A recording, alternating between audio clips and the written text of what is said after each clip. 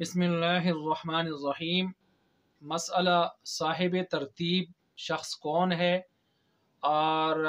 قضائے عمری یعنی پیچھے جو رہ گئی نمازیں ہیں ان کی قضا کس ترتیب سے کی جائے گی۔ تو سب سے پہلے یاد رکھیں تعارف کے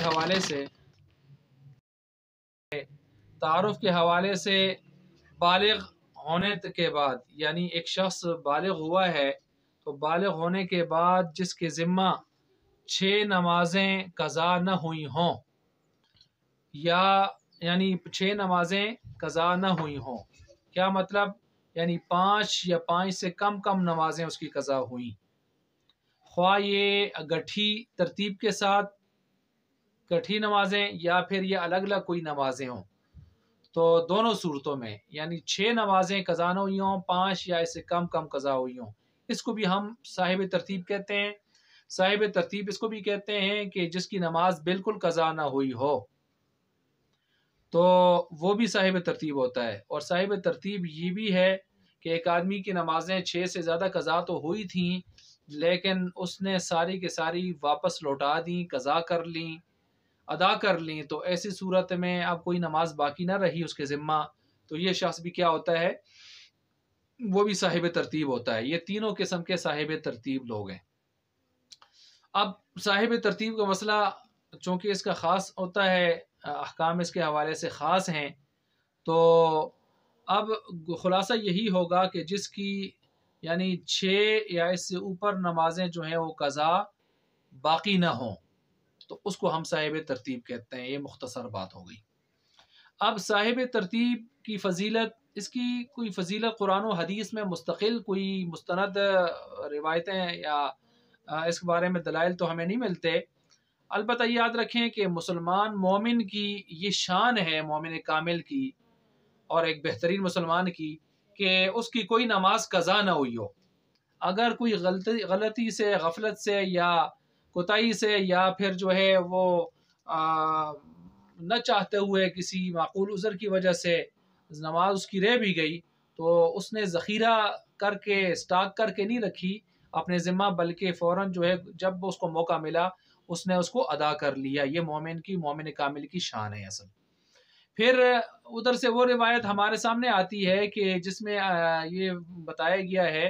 کہ تکبیر اولیٰ کی ایک آدمی اگر پابندی کرتا ہے 40 دنوں تو خاص طور پر، تو ایسے شخص کو جو ہے وہ نفاق سے اور دوزخ سے بری ہونے کا سرٹیفکیٹ دے دیا جاتا ہے، گویا وہ دوزخ اور نفاق سے گویا بری قرار دے دیا جاتا ہے۔ تو یہ کتنا بڑا اعزاز ہے ایسے شخص کے لیے، تو ظاہر بات ہے یہ اعزاز بھی صاحب ترتیب کو حاصل ہو جاتا ہے۔ جامع ترمذی کے اندر یہ روایت موجود ہے۔ صحیح مسلم میں یہ بھی روایت موجود ہے کہ اگر کوئی آدمی بھول جائے یا سو جائے پتہ نہ چلے اور پھر جب اس کو جاگ لگے اور یاد آ جائے تو اس کو نماز، تو اس کا کفارہ یہ ہے کہ فوراً وہ کیا کر لے، بیدار ہونے پر، یاد آنے پر نماز پڑھ لے، قضا کر لے، اگر وقت چلے بھی گیا ہے تو قضا کر لے۔ تو یہ، اور اس کا ثبوت بھی ہمیں کہ آپ علیہ السلام جو ہے صاحب ترتیب جو ہے چونکہ وہ وقتی نماز سے پہلے کی نمازوں کو پہلے قضا کرتا ہے، پہلے وہ واپس کرتا ہے، اس کے بعد وقتی نماز وہ پڑھتا ہے، جیسا کہ ابھی میں آپ کے سامنے احکام رکھ رہا ہوں۔ حکم اس کا یہی ہے کہ ترتیب قائم رکھتے ہوئے وہ پہلے فوت شدہ نمازوں کو پہلے پڑھے گا، وہ پوری کر کے پھر وقتی نماز پڑھے گا۔ اگر جو ہے کسی شخص نے جان بوجھ کر اس کو یاد بھی ہے پچھلی نمازیں اور وقتی نماز پہ کھڑا ہو جاتا ہے تو فقہا فرماتے ہیں اس کی نماز فاسد یعنی باطل شمار ہوگی جب اس کو یاد بھی ہے۔ تو عشاء کی یہ نماز جب یہ تو ہو گیا اس حوالے سے بات۔ عشاء کی فرض نماز کے ساتھ جب وہ قضا کر رہا ہوتا ہے تو اس کے ساتھ وطر بھی اس کے ساتھ ہی کیا کرے گا، واجب ہے کہ ان کی بھی قضا کرے۔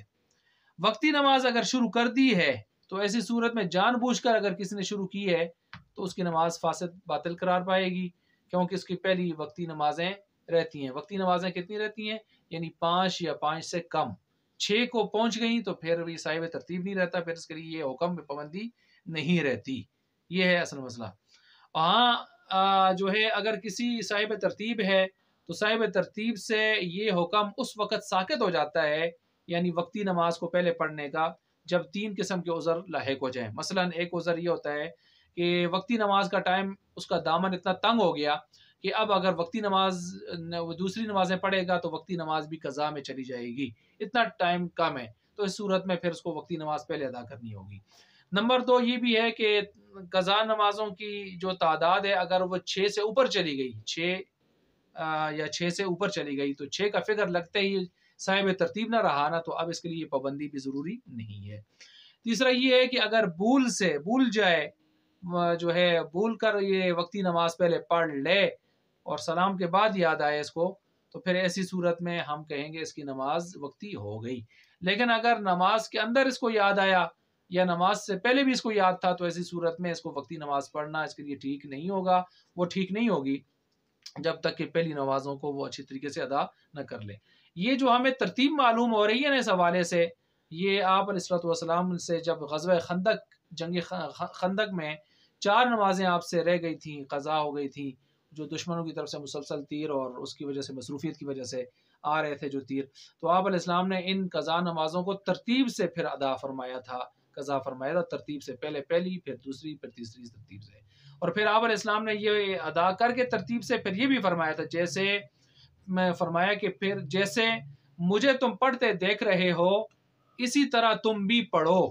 تو یہ امر بھی آ گیا اس حوالے سے۔ اسی وجہ سے علماء نے اس کو جو ہے اس درجے میں رکھا ہے کہ ہم ان نمازوں کے اندر صاحب ترتیب جو ہے وہ ترتیب قائم رکھے گا، ضروری ہے اس کے لیے، اور وہ اس کے لیے مسائل ہیں جو میں نے آپ کے سامنے تفصیل سے بیان کی۔